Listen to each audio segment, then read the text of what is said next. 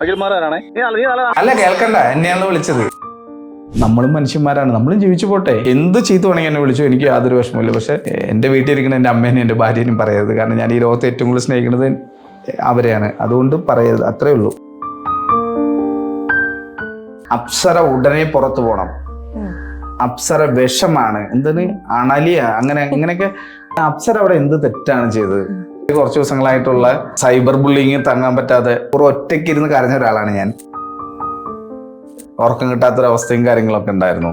കാരണം നമ്മുടെ വീട്ടിലുള്ള സ്ത്രീകളെ കുറിച്ച് പറയുമ്പോൾ അത് ഓരോ ആളുകൾക്കും വ്യക്തിപരമായിട്ടുള്ള കാര്യമാണ്.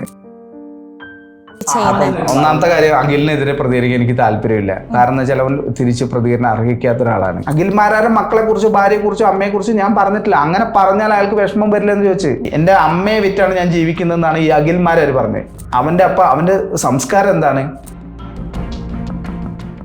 അഖിൽമാരാർ പറഞ്ഞ ആ സ്ത്രീ ഇവർ തന്നെയെന്ന് എന്ന് വെച്ചാൽ ബിഗ് ബോസിൽ പോകാൻ വേണ്ടി പറയേണ്ട കാര്യമില്ല, കേൾക്കുന്ന എല്ലാ ആൾക്കാർക്കും അറിയാം. അത് കേൾക്കുന്ന സമയത്ത് എൻ്റെ വീട്ടുകാർ, എൻ്റെ ബന്ധുക്കളൊക്കെ എൻ്റെ സ്ക്രീൻഷോട്ട് എടുത്ത് എനിക്ക് അയച്ചു തരാണ്. അഖിൽമാരാർ അപ്സരയുടെ പേര് പറഞ്ഞില്ലല്ലോ എന്ന്. നമ്മൾ മനസ്സിലാക്കേണ്ടത്, നമ്മുടെ വീട്ടിൽ നമ്മുടെ ഭാര്യയെക്കുറിച്ച്, നമ്മുടെ അമ്മയെക്കുറിച്ച് പറയുമ്പോഴാണ് നമുക്ക് വിഷമം ഉണ്ടാകുന്നത്. അല്ലെങ്കിൽ നമ്മുടെ പെങ്ങളെക്കുറിച്ച്, നമ്മുടെ മകളെക്കുറിച്ച് പറയുമ്പോൾ നമുക്ക് വിഷമം ഉണ്ടാവും. അത് അനുഭവിക്കുന്ന ആൾക്കാർക്ക് മാത്രം മനസ്സിലാവുന്ന ഒരു കാര്യമാണ്. ഇനിയിപ്പോൾ അയാൾ സ്വയം രാജാവ് എന്ന് വിളിച്ച്, അതായത് സ്വയം പ്രഖ്യാപിത രാജാവാണ് അയാളാണ് ആദ്യം എന്നെ തെറി വിളിച്ചെൻ്റെ വോയിസ് പുറത്ത് വിട്ടത്, ഞാനല്ല. അത് ആരെങ്കിലും വിചാരിക്കണമെങ്കിൽ തെറ്റിയിരിക്കരുത്. എനിക്ക് അയാൾ എന്നെ തെറി വിളിച്ചുകൊണ്ട് എനിക്ക് യാതൊരു ക്രെഡിറ്റോ ഫെയിമോ ഞാൻ അങ്ങനെ ആഗ്രഹിക്കുന്ന ഒരാളല്ല. കുറെ അന്തൻ ഫാൻസുകാർ വന്ന് ഈ വീഡിയോയ്ക്ക് താഴെയും കമന്റ് ഇടും. അവരുടെ അടുത്ത് എനിക്ക് പറയാനുള്ളത്, പോയി വല്ല പണിയെടുത്ത് ജീവിക്കടാ, പോയി വല്ല പണിയെടുത്ത് ജീവിക്കും. നിങ്ങൾ നിങ്ങളുടെ രാജാവിന് എന്ത് കമന്റ് വേണമെങ്കിൽ കിട്ടോ, എനിക്ക് കുഴപ്പമൊന്നുമില്ല. അപ്സര ഔട്ടായി എന്ത് ചെയ്യും? ഞാൻ പറയും 2 പാക്കറ്റ് പടക്കം മേടിച്ച് പൊട്ടിക്കും ഞാൻ, അത്രേ ഉള്ളൂ. അല്ലാതെ ഇതൊന്നും വലിയ സംഭവങ്ങളൊന്നും അല്ല. ഇതൊരു ഷോയാണ്.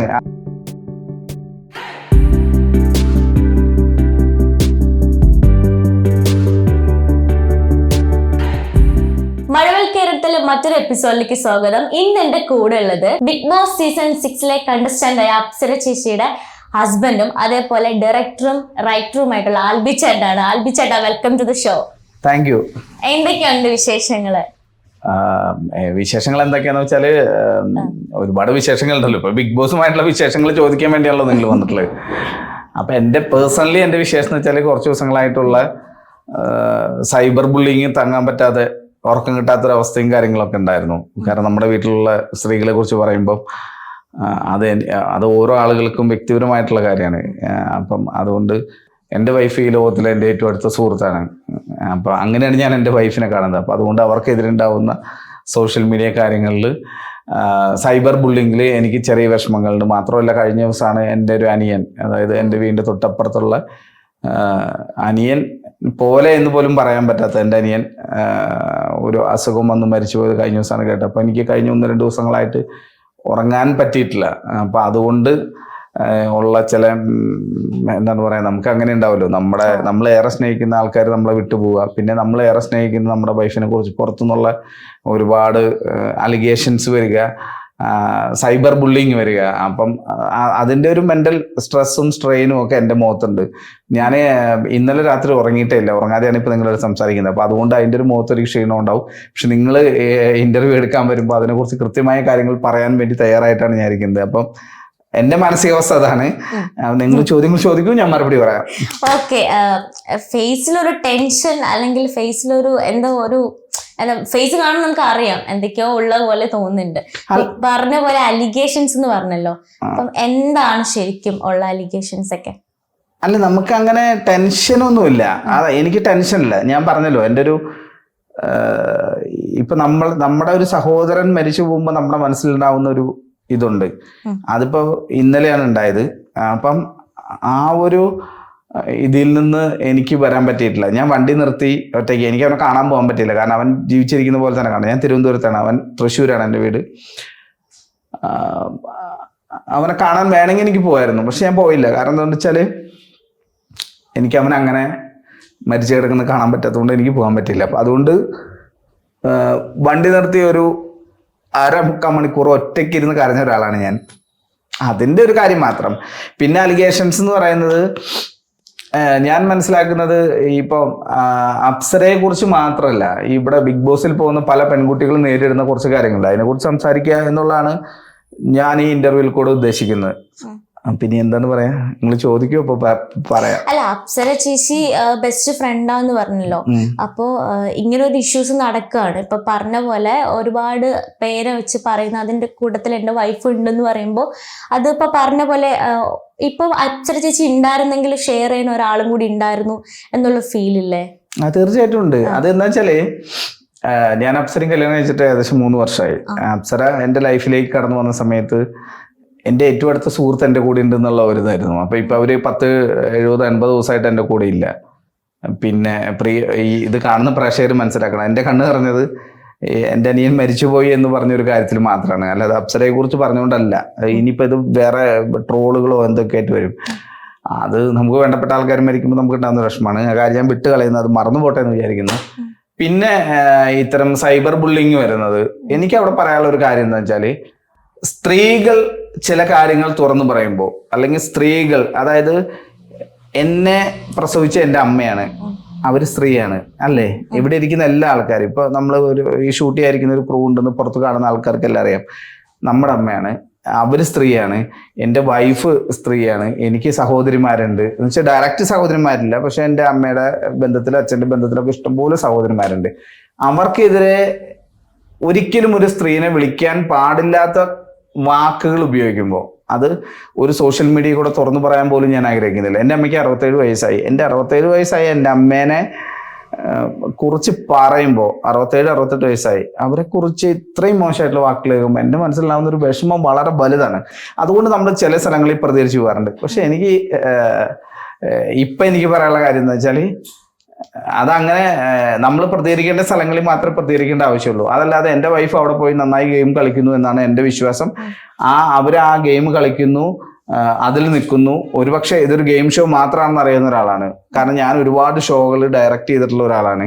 എനിക്കറിയാം ഇതൊരു ഗെയിം ഷോ മാത്രമാണെന്ന്. പക്ഷെ ഇവിടുത്തെ പല സ്ത്രീകളും മനസ്സിലാക്കേണ്ട ഒരു കാര്യം എന്താണെന്ന് വെച്ചാൽ, സ്ത്രീകൾ മാത്രമല്ല എല്ലാവരും മനസ്സിലാക്കേണ്ട ഒരു കാര്യം, ഇത്രയും ആവശ്യത്തിലധികം, അതായത് ബിഗ് ബോസ് പോലെ ഒരു ഷോയിൽ പോയ സ്ത്രീകളെ കുറിച്ച് ഇത്രയും അനാവശ്യമായിട്ട് പറയേണ്ട ഒരു കാര്യമില്ല എന്നാണ് എൻ്റെ പേഴ്സണൽ ആയിട്ടുള്ള അഭിപ്രായം. കാരണം എന്താ വെച്ചാൽ, അവരവിടെ പോയത് ഒരു ഗെയിം ഷോ കളിക്കാനാണ്.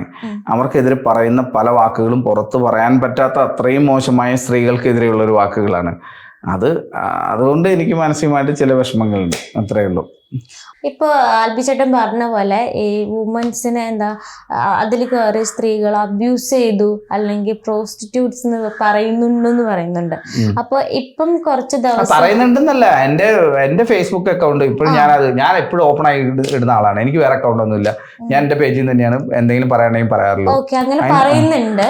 പക്ഷെ അത് ഇപ്പോ എനിക്ക് തോന്നുന്നു അഖിൽ മാരാറിന്റെ ഒരു ഇഷ്യൂസ് വന്നിട്ട് ഇപ്പൊ ആൽബിച്ചേട്ടനുമായിട്ട് ഫോൺ കോൾ വിളിക്കുക, അത് ഞാൻ ജസ്റ്റ് ഒന്ന് കേൾപ്പിച്ചു തരാം. അത് അല്ല, കേൾക്കണ്ട, എന്നെയാണ് വിളിച്ചത്. ഈ ഒരു ഇഷ്യൂസ് നടക്കുകയാണല്ലോ. അപ്പൊ ഇതിനെ കുറിച്ച് ഇപ്പൊ പറയുന്നുണ്ട്, എന്താണ് ആൽബി ചേട്ടൻ അവരെ വീട്ടുകാരെ വിളിച്ചിട്ടാണ് തിരിച്ച് ഒരു വീഡിയോ ചെയ്യുന്നത്. ഒന്നാമത്തെ കാര്യം, അഖിലിനെതിരെ പ്രതികരിക്കാൻ എനിക്ക് താല്പര്യമില്ല. കാരണം ചിലവൻ തിരിച്ച് പ്രതികരണം അർഹിക്കാത്ത ഒരാളാണ്. ഞാൻ അഖിലിനെതിരെ പ്രതികരിക്കുന്നുണ്ട് 1-2 ദിവസം കഴിഞ്ഞിട്ട്. പക്ഷെ എനിക്ക് പറയാനുള്ള ഒരു കാര്യം, ഞാൻ പറഞ്ഞൊരു കാര്യമുണ്ട്. ഇപ്പൊ അന്ന് അഖിൽ പറഞ്ഞ സമയത്ത് ഞാൻ എന്തുകൊണ്ട് പ്രതികരിച്ചില്ല എന്നുള്ള ചോദ്യത്തിനുള്ള മറുപടി ഞാൻ പറയാം. അപ്പം അഖിൽമാരാർക്കെതിരെ പ്രതികരിക്കാനുള്ള ഒരു കാരണം, ഞാൻ എൻ്റെ സോഷ്യൽ മീഡിയ അക്കൗണ്ടിൽ എന്ത് പോസ്റ്റ് ഇട്ടാലും അതിൻ്റെ താഴെ വന്ന് പല ആൾക്കാരും കമന്റ് ഇടുന്നു. ആ കമന്റ് ഇപ്പോഴും അവിടെ കിടക്കുന്നുണ്ട്. അഖിൽമാരാർ പറഞ്ഞ ആ സ്ത്രീ ഇവർ തന്നെയെന്ന്. എന്ന് വെച്ചാൽ ബിഗ് ബോസിൽ പോകാൻ വേണ്ടി പറയേണ്ട കാര്യമില്ല, കേൾക്കുന്ന എല്ലാ ആൾക്കാർക്കും അറിയാം. അത് കേൾക്കുന്ന സമയത്ത് എൻ്റെ വീട്ടുകാർ, എൻ്റെ ബന്ധുക്കളൊക്കെ എൻ്റെ സ്ക്രീൻഷോട്ട് എടുത്ത് എനിക്ക് അയച്ചു തരാണ്. എത്രയോ യൂട്യൂബ് ചാനലുകളിൽ വീഡിയോ വന്നു. അഖിൽമാരാർ പറഞ്ഞൊരു ആരോപണം 2 സ്ത്രീകളെ കുറിച്ചാണ്. പക്ഷെ അവരെ പേര് പറയാത്തതുകൊണ്ട് കഴിഞ്ഞ 6 സീസണിലായി 70-ലധികം സ്ത്രീകൾ ബിഗ് ബോസിൽ പോയിട്ടുണ്ട്. ഈ 70 സ്ത്രീകളെയും ബാധിക്കുന്ന ഒരു കമന്റാണ്. ഞാൻ പറയാണ്, ഓൺലൈൻ മീഡിയയിൽ വർക്ക് ചെയ്യുന്ന 2 കുട്ടികൾ മോശ സ്വഭാവക്കാരാണെന്ന് പറഞ്ഞാൽ നിങ്ങൾക്ക് വേദന ഉണ്ടാവില്ലേ? അത് ആരാന്ന് പറയാത്തിടത്തോളം കാലം നിങ്ങളും അതിന്റെ സംശയത്തിന്റെ നിഴലിൽ വരും. ഈ കാര്യം മാത്രമേ ഞാൻ ഇന്റർവ്യൂവിൽ പറഞ്ഞിട്ടുള്ളൂ. ഈ ഒരൊറ്റ കാര്യം മാത്രമേ പറഞ്ഞിട്ടുള്ളൂ. ഇപ്പൊ ഞാൻ പറയാണ്, പിന്നെ സ്ത്രീകൾ കാസ്റ്റിംഗ് കൗച്ചിനെ കുറിച്ച് സംസാരിക്കുമ്പോൾ സ്ത്രീകൾക്ക് മാത്രമുള്ള ഒരു കാര്യമല്ല ഇത്. അവിടെ പോയ പുരുഷന്മാരെ ഇത് ബാധിക്കും. എന്നുള്ളൊരു കാര്യമാണ് ഞാൻ ചോദിച്ചത്. അപ്പം ഞാൻ ഒരിക്കലും അയാളുടെ വീട്ടുകാരെ കുറിച്ചല്ല പറഞ്ഞത്. അയാൾ ഇപ്പം അഖിൽ എന്ന് പറയുന്ന വ്യക്തി ബിഗ് ബോസിൽ വന്നത് എങ്ങനെയാണ്, അയാൾ വിന്നറായ ഒരാളാണല്ലോ. അപ്പം അതുകൊണ്ട് എങ്ങനെയാണ് എന്ന് എനിക്ക് വേണമെങ്കിൽ ചോദിക്കാമല്ലോ. അങ്ങനെ ഒരു ആരോപണം എനിക്ക് ഉന്നയിക്കാം, എങ്കിലേ അഖിൽമാരാറിന് അതിന്റെ വിഷമം മനസ്സിലാകൂ എന്ന് മാത്രമാണ് ഞാൻ പറഞ്ഞത്. അത് പറഞ്ഞിട്ട് ഓഡിയോ ഇവിടെ ഉണ്ട്, ഓഡിയോ അല്ല, വീഡിയോ ഉണ്ട്, കൊടുത്ത ഇന്റർവ്യൂസ് ഉണ്ട്. അത് കഴിഞ്ഞ് അഖിൽമാരാർ എന്നെ വിളിക്കുന്നു. അഖിൽമാരാർ പറഞ്ഞ വാക്കുകൾ, ഈ അഖിൽ എന്ന് പറയുന്ന വ്യക്തിയെ കുറിച്ച് ഞാൻ ഇതിൽ കൂടുതൽ ഒരു ഇതുണ്ടായിരുന്നു, അത്യാവശ്യം നോളജൊക്കെ ഉള്ള, നല്ല സ്പീഡിൽ സംസാരിക്കുകയും പോയിന്റ് ടു പോയിന്റ് സംസാരിക്കാനൊക്കെ അറിയുന്ന ഒരാളാണ്. ഈ അഖിൽ മനസ്സിലാക്കേണ്ട, അഖിലിനേക്കാൾ നന്നായി സംസാരിക്കാൻ അറിയുന്ന ആൾക്കാർ വേറെയും ലോകത്തുണ്ട്. അഖിൽ ഇന്നലെ ലൈവ് ഇട്ടു, ഞാൻ അതിന് മറുപടി പറയുന്നുണ്ട്, ഞാൻ അതിന് സമയമുണ്ട്, സമയമാകുമ്പോൾ ഞാൻ മറുപടി പറയും. എനിക്ക് പറയാനുള്ള ഒരു കാര്യം എന്ന് വെച്ചാൽ, അഖിലിന്റെ വീട്ടുകാർക്കെതിരെ പറഞ്ഞു എന്ന രീതിയിൽ വേറെ ആൾക്കാർ പറഞ്ഞപ്പോൾ അയാൾക്ക് പൊള്ളി ഇല്ലേ. ഇത് തന്നെയാണ് എൻ്റെ ഭാര്യയെ കുറിച്ച് പറഞ്ഞപ്പോഴും എനിക്ക് പറയാനുള്ളത്. എൻ്റെ ഭാര്യയെ ഞാൻ അത്രയധികം സ്നേഹിക്കുന്നു. ഇയാൾ ഒരു സ്റ്റേറ്റ്മെന്റ് പറഞ്ഞ സ്റ്റേറ്റ്മെന്റ് എന്താണെന്ന് നിങ്ങൾക്കറിയാലോ, സ്ത്രീകളെ കുറിച്ച് പറഞ്ഞത്. അപ്പോൾ അവിടെ പോയ 70 സ്ത്രീകളും സംശയത്തിന്റെ നിഴലിലായി. 70 സ്ത്രീകളുടെ കുടുംബത്തുമുള്ള, അവർക്ക് അച്ഛനുണ്ട്, അമ്മയുണ്ട്, സഹോദരന്മാരുണ്ട്, ഭർത്താവുണ്ട്, മക്കളുണ്ട്. ഈ 70 സ്ത്രീകൾക്കും 70 സ്ത്രീകളുടെ കുടുംബങ്ങൾക്കും ഇതിന്റെ പേര് വിഷമം ഉണ്ടായിണ്ടാവില്ലേ? അത് മനസ്സിലാക്കണമെങ്കിൽ അത് നിങ്ങളുടെ വീട്ടിൽ നിന്ന് ഒരു സ്ത്രീ അവിടെ പോയിട്ടുണ്ടാവണം. ഈ വീഡിയോ കാണുന്ന ആൾക്കാർ മനസ്സിലാവണം, നിങ്ങളുടെ വീട്ടിൽ നിങ്ങളുടെ അമ്മയോ പെങ്ങളോ സഹോദരിയോ ഭാര്യയോ മകളോ ബിഗ് ബോസിൽ പോയിട്ടുണ്ടെങ്കിലേ അഖിൽമാരാർ ഇത്ര ഒരു സ്റ്റേറ്റ്മെന്റ് പറഞ്ഞതിന്റെ വിഷമം നിങ്ങൾക്ക് മനസ്സിലാവുള്ളൂ. ഇപ്പോഴും അതിന്റെ താഴെ വന്ന് കുറേ ആൾക്കാർ എന്നെ തെറി വിളിക്കുകയാണ്, അഖിൽമാരാർ അപ്സരയുടെ പേര് പറഞ്ഞില്ലല്ലോ എന്ന്. അഖിൽമാരാർ ആരുടെയും പേര് പറയാത്തതാണ് കുഴപ്പമെന്നാണ് ഞാൻ പറഞ്ഞത്.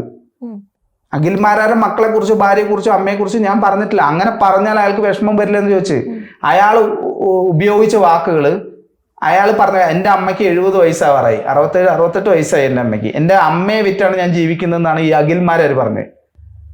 അവൻ്റെ സംസ്കാരം എന്താണ്? ഞാൻ തിരിച്ചു ഒരു തെറിയും പറഞ്ഞില്ല. അവനൊക്കെ തെറി അറിയാത്തോണ്ടല്ല പറയാത്തത്. അഖിൽമാരാറിന്റെ വീട്ടുകാരെ കുറിച്ച് ഞാൻ ഒരു തെറി വാക്കോ, അയാളുടെ അമ്മ മോശക്കാരിയാണെന്നോ, അയാളുടെ വൈഫിനെ കുറിച്ചോ മക്കളെ കുറിച്ചോ ഞാൻ മോശമായിട്ടൊന്നും പറഞ്ഞില്ല. അങ്ങനെ ആൾക്കാർ ആരെങ്കിലും പറഞ്ഞാൽ അഖിൽമാരാർക്ക് വിഷമാവൂല്ലോ എന്നാണ് ചോദിച്ചത്. അഖിൽമാരാർ എന്നെ വിളിച്ച് പച്ചത്തെറിയാണ്. 70 വയസ്സാവാറായ 70 വയസ്സാവാറായ എൻ്റെ അമ്മയെ കൂട്ടിക്കൊടുത്താണ് ഞാൻ ജീവിക്കുന്നതെന്നാണ് അഖിൽമാരാർ നേരിട്ട് എൻ്റെ ഫോണിൽ കൂടെ പറഞ്ഞത്. 2, എൻ്റെ വീട്ടിൽ വന്ന് എൻ്റെ ചെകിളയ്ക്കോ അങ്ങനെ ഒരു വാക്കാണ് ഉപയോഗിച്ചത്, അടിച്ചു കറക്കുമെന്നാണ് പറഞ്ഞത്. 2, നീ പുറത്തിറങ്ങി നടക്കുമ്പോൾ നിന്നെ ആരെങ്കിലും വന്ന് തല്ലിക്കൊന്നാലും അത് ഞാനല്ലാട്ടോ എന്നാണ് അഖിൽമാരാർ പറഞ്ഞത്. അത് പച്ചയായ ലൈഫ് ത്രെട്ടനിങ് ആണ്. ലൈഫ് ത്രെട്ടനിങ് എന്നതിന്റെ വാക്കിന്റെ അർത്ഥം വധഭീഷണിയാണ്. അഖിൽമാരാറിനെ സപ്പോർട്ട് ചെയ്യുന്ന കുറെ ആൾക്കാർ എന്ന് പറയുന്നു ഞാൻ അയാളുടെ വീട്ടുകാരെ പറയുന്നത്. അഖിൽമാരാർക്ക് അങ്ങനെ ഒരു പ്രശ്നമുണ്ടെങ്കിൽ അഖിൽമാരാർ കൊണ്ടുപോയി കേസ് കൊടുക്കട്ടെ. പക്ഷെ എനിക്ക് കേസിന്റെ പുറകെ നടക്കാൻ സമയമില്ലാത്തതുകൊണ്ടാണ്. അല്ലെങ്കിൽ എൻ്റെ വീട്ടിൽ കയറി വന്ന് എന്നെ തല്ലും എന്ന് പറയുന്നതിനെതിരെ കേസ് കൊടുത്താൽ അത് എടുക്കുമെന്ന് അതിന്റെ നിയമവശങ്ങൾ ചോദിച്ചിട്ടിരിക്കുന്ന ഒരാളാണ്. പക്ഷെ ഞാൻ ഇതുവരെ അങ്ങനെ ചെയ്തിട്ടില്ല.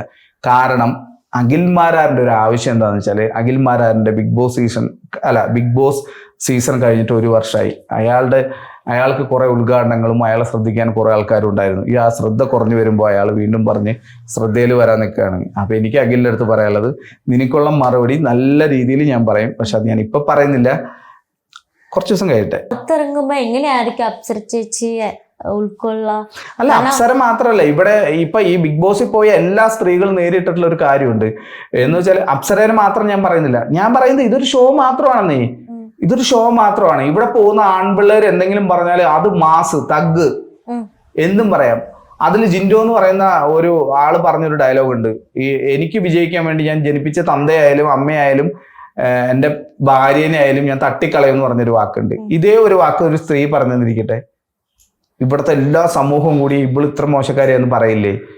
പക്ഷെ അവിടെ പുരുഷന്മാർക്ക് കിട്ടുന്ന അല്ലെങ്കിൽ പുരുഷന്മാർ ചെയ്യുന്ന അല്ലെങ്കിൽ മെയിൽ കണ്ടസ്റ്റൻസ് ചെയ്യുന്നതിന്റെ ഇരട്ടി ചെയ്തിട്ടും സ്ത്രീകൾക്ക് ആർക്കും സപ്പോർട്ട് കിട്ടുന്നില്ല. അതിലെനിക്ക് സങ്കടമുണ്ട്. ഞാൻ പറഞ്ഞ അപ്സരേനെ സപ്പോർട്ട് ചെയ്യാനല്ല ഞാൻ പറയുന്നത്. ബിഗ് ബോസിൽ പോയ ഏതൊരു പെൺകുട്ടിയും പുറത്തിറങ്ങുന്ന സമയത്ത് അവർ അനുഭവിക്കേണ്ടത് ഒരു മെന്റൽ ട്രോമ, ആ ഒരു മാനസികമായിട്ടൊരു ബുദ്ധിമുട്ടുണ്ട്. അത് ഭയങ്കര വലുതാണ്. ഞാൻ അപ്സര എന്നാണോ പുറത്തിറങ്ങുന്നത് എനിക്ക് അറിഞ്ഞുകൂടാ, ഷോയാണ്, ചിലപ്പോൾ ഔട്ടാവുക അല്ലെങ്കിൽ ഫൈനൽ വരാത്ത എന്തെങ്കിലും ആവട്ടെ, എന്നാണോ പുറത്തിറങ്ങുന്നത് അന്ന് തന്നെ ഞാൻ അപ്സരേനെയും കൊണ്ട് ഒരാഴ്ച എവിടേക്കെങ്കിലും ഒരു യാത്ര പോകും. കാരണം എന്താ വെച്ചാല് അവർക്ക് അല്ലെങ്കിൽ ഇത് താങ്ങാൻ പറ്റില്ല. ഒരു പെൺകുട്ടിക്ക് കേൾക്കാൻ പറ്റാത്ത രീതിയിലാണ്. നിങ്ങൾ സോഷ്യൽ മീഡിയ തുറന്നു നോക്കൂ, യൂട്യൂബ് തുറന്നു നോക്കൂ, ഫേസ്ബുക്ക് തുറന്നു പോട്ടെ, യൂട്യൂബില് PR വർക്ക് ചെയ്യുന്ന ഒരുപാട് യൂട്യൂബേഴ്സ് ഉണ്ട്. ഇവർ അപ്സരയുടെ ഫോട്ടോ വെച്ച് തമ്പനയിൽ വെച്ച് കൊടുത്തിട്ടുള്ള കാര്യം നോക്കും. അപ്സര ഇറങ്ങി വന്ന് ഇവർക്കെതിരെ ഒരു വെള്ള പേപ്പറിൽ പരാതി കൊടുത്ത വീഡിയോ ഒക്കെ ഡിലീറ്റ് ചെയ്യേണ്ടി വരുമെന്ന് എനിക്കറിയാം. അത് ചെയ്യിപ്പിക്കാൻ പറ്റും. പക്ഷേ ഇത് കണ്ടത് ലക്ഷക്കണക്കിന് ആൾക്കാരാണ്. അതിനകത്തുള്ള ചില സ്ത്രീകളെ കുറിച്ച് ഇവർ പറയുമ്പോൾ ലക്ഷക്കണക്കിന് ആൾക്കാരുടെ മനസ്സിലേക്കാണ് ഇവർ ഇത്തരം വാക്കുകൾ പറയുന്നത്. പല ആൾക്കാരും എൻ്റെ താഴെ വന്നിട്ട് അല്ലെങ്കിൽ എന്നെ നേരിട്ട് വിളിച്ചിട്ട് പറയുന്നുണ്ട്, ആൽബി അതൊക്കെ പോട്ടറാ വിട്ടുകളാന്ന് പറയും. അത് എന്നോടുള്ള സ്നേഹം കൊണ്ടാണ്. നമ്മൾ മനസ്സിലാക്കേണ്ടത് നമ്മുടെ വീട്ടിൽ നമ്മുടെ ഭാര്യയെക്കുറിച്ച് നമ്മുടെ അമ്മയെക്കുറിച്ച് പറയുമ്പോഴാണ് നമുക്ക് വിഷമം ഉണ്ടാകുന്നത്. അല്ലെങ്കിൽ നമ്മുടെ പെങ്ങളെക്കുറിച്ച് നമ്മുടെ മകളെക്കുറിച്ച് പറയുമ്പോൾ നമുക്ക് വിഷമം ഉണ്ടാവും. അത് അനുഭവിക്കുന്ന ആൾക്കാർക്ക് മാത്രം മനസ്സിലാവുന്ന ഒരു കാര്യമാണ്. പിന്നെ ഞാൻ അഖിൽമാരാരുടെ വിഷയത്തിൽ ഇപ്പൊ പ്രതികരിക്കാത്തത് അയാളുടെ സംസ്കാരം എന്താണ്, അയാൾ ഏത് രീതിയിൽ സംസാരിക്കുന്ന ഒരാളാണെന്നുള്ളത്. ഇനിയിപ്പോ അയാള് സ്വയം രാജാവ് എന്ന് വിളിച്ച, അതായത് സ്വയം പ്രഖ്യാപിത രാജാവാണ് അയാൾ ഓൾറെഡി എൻ്റെ അടുത്ത് വിളിച്ച വോയിസ് എല്ലാവരുടെ അടുത്തും എത്തിയിട്ടുണ്ട്. അയാൾ എന്നെ വിളിച്ച് തെറി പറഞ്ഞിട്ട് 10 മിനിറ്റ് കഴിഞ്ഞപ്പോൾ അയാൾ എനിക്ക് അയച്ച വോയിസ് മെസ്സേജും അയാളാണ് ആദ്യം എന്നെ തെറി വിളിച്ചതിന്റെ വോയിസ് പുറത്തു വിട്ടത്, ഞാനല്ല. അത് ആരെങ്കിലും വിചാരിക്കണമെങ്കിൽ തെറ്റിയിരിക്കരുത്. എനിക്ക് അയാൾ എന്നെ തെറി വിളിച്ചുകൊണ്ട് എനിക്ക് യാതൊരു ക്രെഡിറ്റോ ഫെയിമോ ഞാൻ അങ്ങനെ ആഗ്രഹിക്കുന്ന ഒരാളല്ല. 15 വർഷമായി ടെലിവിഷൻ മേഖലയിൽ വർക്ക് ചെയ്തിട്ടും ക്യാമറ മുന്നിൽ വരാൻ അത്ര എനിക്ക് അങ്ങനെ ഒരു താല്പര്യമില്ലാത്ത ഒരാളാണ്. അയാൾക്ക് അത് വേണം. അയാൾ എന്നെ തെറി വിളിച്ച് കഴിഞ്ഞ് 10 മിനിറ്റ് കഴിഞ്ഞപ്പോൾ വോയിസ് ക്ലിപ്പ് എനിക്ക് അയച്ചൊരു കാര്യം എന്താ വെച്ചാൽ, എനിക്ക് വേണമെങ്കിൽ എൻ്റെ മക്കളെ പറഞ്ഞു എന്നൊക്കെ പറഞ്ഞ് നിന്നെ പോക്സോ കേസിൽ കൊടുക്കാം, പക്ഷെ ഞാൻ അത് ചെയ്യുന്നില്ല. നിന്നെ തെറി വിളിച്ചോടുകൂടി കഴിഞ്ഞു, ഞാൻ നിന്റെ വീട്ടിൽ കയറി വരാമെന്ന് പറഞ്ഞത് നിന്നെ കാര്യങ്ങൾ പറഞ്ഞ് മനസ്സിലാക്കാൻ വേണ്ടിയാന്ന് പറഞ്ഞു. കാരണം അയാൾക്ക് മനസ്സിലായി അയാൾ പറഞ്ഞത് കൈവിട്ടു പോയെന്ന്. എനിക്ക് പറയാനുള്ള ഒരു കാര്യം ഞാൻ രൂക്ഷമായി ഇപ്പൊ പറയുന്നില്ല, പക്ഷെ എനിക്ക് പറയാനുള്ള, അഖിലേ നിനക്ക് അങ്ങനെ സാധിക്കുന്നുണ്ടെങ്കിൽ നീ പോയി ചെയ്യും, പറ്റുന്നുണ്ടെങ്കിൽ കേസ് കൊടു, ഞാൻ അതിനെ ഫേസ് ചെയ്തോളാം.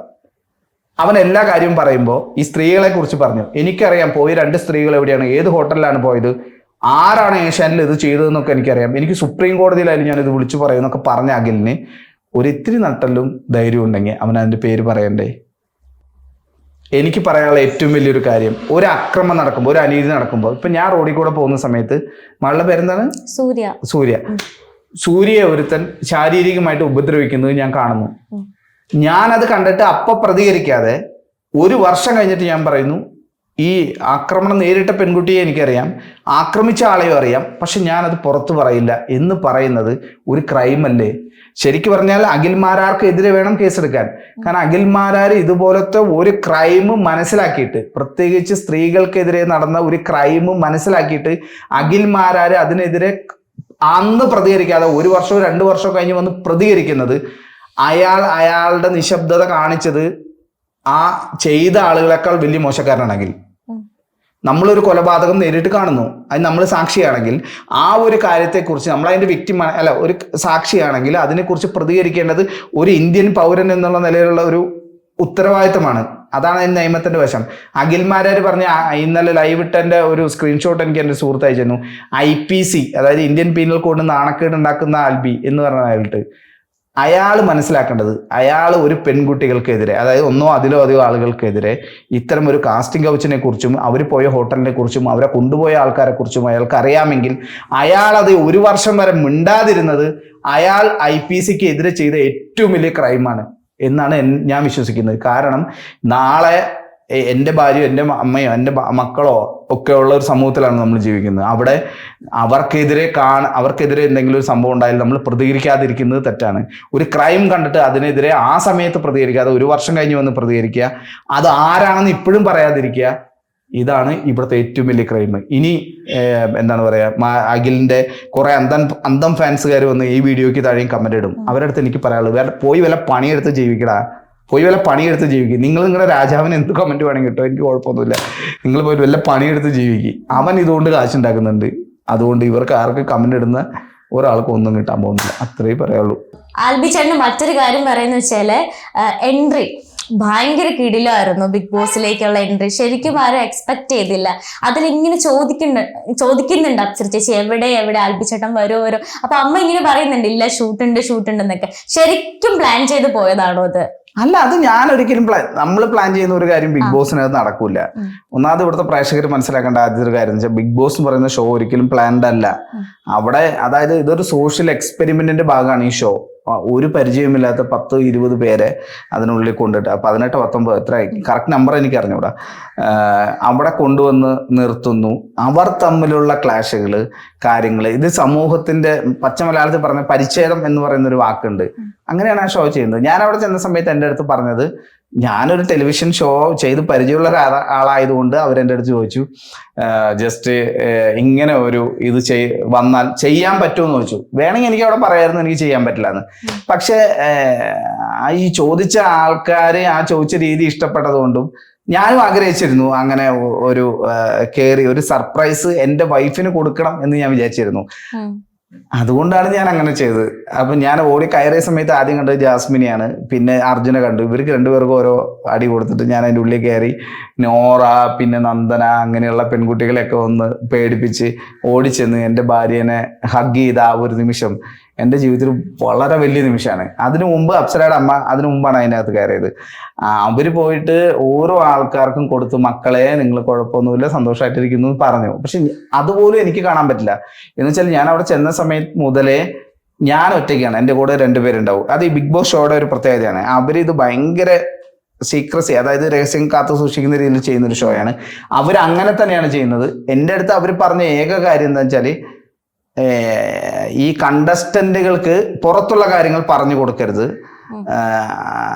അതുപോലെ തന്നെ അവരെ ഡൗൺ ആക്കരുത്. ഈ 2 കാര്യം പറഞ്ഞ് അതെനിക്ക് എളുപ്പത്തിൽ മനസ്സിലാവും. കാരണം ഞാൻ വേറെ ഷോകളുടെ ഭാഗമായിരുന്നു. ഇതുപോലത്തെ ഒരു ഷോ ഞാൻ ചെയ്തിട്ടില്ല. ഞാൻ പല ഷോകളുടെ പിന്നിൽ വർക്ക് ചെയ്തിട്ടുള്ള ഒരാളായതുകൊണ്ട് എനിക്ക് മനസ്സിലായി. ഞാൻ അവിടെ ചെന്ന് സംസാരിച്ചു. അന്നത്തെ ദിവസം ഏറ്റവും കൂടുതൽ അവിടുത്തെ ആർട്ടിസ്റ്റുകൾ ചിരിക്കുകയും അപ്സരയുമായിട്ട് ഏറ്റവും കൂടുതൽ വഴക്കിട്ട, അല്ലെങ്കിൽ അത് ഷോയുടെ ഭാഗം മാത്രമാണ് കേട്ടോ. അപ്സരയ്ക്കെതിരെ വഴക്കിട്ടു എന്ന് പറയുന്നത് വേറെ രീതിയിലല്ല. അവിടുത്തെ അവിടെ ബാക്കിയുള്ള ഞാൻ ആർട്ടിസ്റ്റ് എന്ന് പറയുന്നത് കണ്ടസ്റ്റന്റ് എന്നുള്ള രീതിയിൽ ചില സമയത്ത് ചിന്തിക്കണം. കാരണം നമ്മൾ പറഞ്ഞു വരുമ്പോൾ നമ്മൾ ജോലി ചെയ്ത് മേഖല വെച്ചിട്ട് മാറിപ്പോന്നതാണ്. അപ്പം അവിടുത്തെ കണ്ടസ്റ്റൻസ് എല്ലാം വളരെ ഹാപ്പി ആയിരുന്നു. അന്ന് ഞാൻ അവരുടെ അടുത്ത് പോയി സംസാരിച്ചു. അപ്പൊ എന്താണ് പറയാ, ഈവൻ ഇത്ര ഷോ ചെയ്തൊരാളായിട്ട് പോലും ഞാൻ ആ വീടിൻ്റെ അകത്ത് കയറിയ സമയത്ത് പിൻ ഡ്രോപ്പ് സൈലൻസ് എന്ന് പറയുന്നൊരു വാക്കുണ്ടല്ലോ, ഒരു ഭയങ്കര നിശബ്ദതയുള്ള ഒരു വീടായിരുന്നു അത്. അപ്പൊ നമ്മൾ പറയുന്നത് മാത്രമേ അവിടെ കേൾക്കുന്നുള്ളൂ. നമ്മൾ ശബ്ദം ഉണ്ടാക്കിയില്ലെങ്കിൽ ഒരു ശബ്ദം എന്ന് വെച്ചാല് പുറത്തുള്ള ആൾക്കാരെ എങ്ങനെ കാണുമെന്ന് അറിയില്ല. നമ്മൾ ടെലിവിഷനിൽ കാണുന്ന പോലെയല്ല. ഞാൻ അവിടെ കയറി ചെന്ന സമയത്ത് വിചാരിച്ചത് ഭയങ്കര വഴക്കിടുന്ന ആൾക്കാർ എന്നുള്ള രീതിയിൽ അവിടെ ഉണ്ടല്ലോ കുറെ ആൾക്കാർ ഭയങ്കര ഉണ്ടാവും. ഇവരൊക്കെ വളരെ എൻ്റെ അനിയന്മാരെ പോലെയോ അനിയത്തിമാരെ പോലെയോ ചേട്ടന്മാരെ പോലെയോ തോന്നാവുന്ന ആൾക്കാർ മാത്രമേ അതിനകത്തുള്ളൂ. അപ്പൊ അത് എന്നെ സംബന്ധിച്ച് അതൊരു ഇതുവരെ എനിക്ക് കിട്ടാത്തൊരു എക്സ്പീരിയൻസ് ആയിരുന്നു. അവിടെ പോയി അങ്ങനെ അവരായിട്ടൊക്കെ സംസാരിച്ചു, തിരിച്ചു പോന്നു. അപ്പൊ അതിലെനിക്ക് ഒരുപാട് എന്താണ് പറയാ ഒരിക്കലും അപ്സര ചേച്ചിക്ക് ഓൾറെഡി ഒരു ഹിന്റ് പോലെ തോന്നിയിരുന്നു, ചിലപ്പോ എവിടെയെങ്കിലും കാണുമോ അല്ലെങ്കിൽ വരുമോ എന്നൊക്കെ ഉള്ള. പക്ഷെ അമ്മയുടെ ഒരു കാര്യം പറയാന്ന് വെച്ചാൽ, അമ്മ വന്നിട്ട് അഭിഷേകനോട് പറയുന്ന ഒരു കാര്യമുണ്ട്, മക്കളെ അമ്മയായിട്ട് ഞാനുണ്ട്, അമ്മ വന്നു എന്നുള്ളൊരു കാര്യം. ശരിക്കും അതൊരു ഭയങ്കര എന്താണ്, നമുക്ക് അത്രയും മനസ്സിൽ കൊള്ളുന്നൊരു വാക്കാണ്. അപ്പൊ അത് കണ്ടപ്പോ ആൽബിച്ചേട്ടൻ എന്താ തോന്നിയത്? അത് എനിക്ക് അറിഞ്ഞുകൂടായിരുന്നു ഇത്. കാരണം ടെലികാസ്റ്റ് ചെയ്തപ്പോ കണ്ടിരുന്നില്ലേ? കണ്ടിരുന്നു. പക്ഷെ ടെലികാസ്റ്റ് ചെയ്ത സമയത്ത് കണ്ടിരുന്നു. ആ സമയത്ത് ചില ആൾക്കാരൊന്നും അതിന്റെ താഴെ കമന്റ് ഇട്ടൊരു കാര്യമുണ്ട്, അപ്സരയ്ക്ക് വോട്ട് കിട്ടാൻ വേണ്ടിയാണ് അപ്സരയുടെ അമ്മ അഭിഷേകിന്റെ അടുത്ത് പോയെന്ന് പറഞ്ഞു. ഞാൻ എൻ്റെ അപ്പച്ചൻ മരിച്ചു പോയിട്ട് 3 വർഷമായി. എൻ്റെ മരിച്ചുപോയ എൻ്റെ അപ്പച്ചനാണ്, എൻ്റെ അമ്മയാണ് സത്യം. ഞാൻ പറയാം, നമ്മളിതൊന്നും പറഞ്ഞു കൊടുത്തിട്ടില്ല. അമ്മ ഈ എപ്പിസോഡ് മാത്രം കാണുന്ന ഒരാളാണ്, അപ്സരയുടെ അമ്മ. എന്നുവെച്ചാൽ അപ്സരയുടെ അമ്മേനെ ഞാനും അമ്മ എന്നാണ് വിളിക്കുന്നത്, അതുകൊണ്ടാണ് അമ്മ എന്ന് പറയുന്നത്. അമ്മ രാത്രി 9:30-ക്കുള്ളൊരു എപ്പിസോഡോ അല്ലെങ്കിൽ ശനി ഞായർ ദിവസങ്ങൾ 9 മണിക്കുള്ള എപ്പിസോഡ് മാത്രം കാണുന്ന ഒരാളാണ്. അവരുടെ കയ്യിൽ സ്മാർട്ട് ഫോണേ ഇല്ല. എന്ന് വെച്ചാൽ സോഷ്യൽ മീഡിയയിൽ നടക്കുന്ന ചീത്തവിളികളോ വഴക്കുകളോ ഒന്നും, അല്ലെങ്കിൽ വോട്ടിംഗ് സ്റ്റാറ്റസ് എന്താണെന്നോ ഒന്നും അമ്മയ്ക്ക് അറിഞ്ഞുകൂടാ.